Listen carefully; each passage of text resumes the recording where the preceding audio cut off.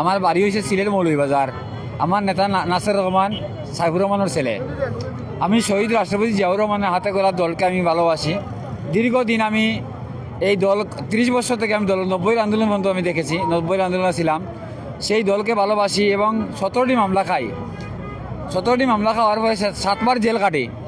আর 17 বছর আমার নেতারে আমি দেখতে পারছি না। এখন আমার নেতা এরা কালকে আমি সকালে আইছি কেন একই অবস্থায়, কেন সবাই চলে গেছে রাত্রে 12টার পরে সবাই খালি হয়ে গেছে, কিন্তু আমি যাই নাই। আমি এখানেই ছিলাম চাটি নিয়ে পাটি নিয়ে আমার নেতাকে দেখার জন্য।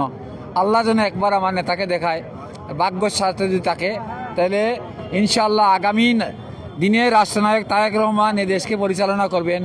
তারেক রহমানের বিকল্প এদেশে আর কোনো নেতা হতে পারে না রে ভাই।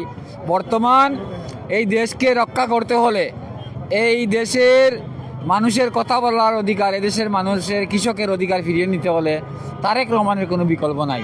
ইন্ডিয়া মুক্ত বাংলাদেশ করতে হলে তারেক রহমানের কোনো বিকল্প নাই।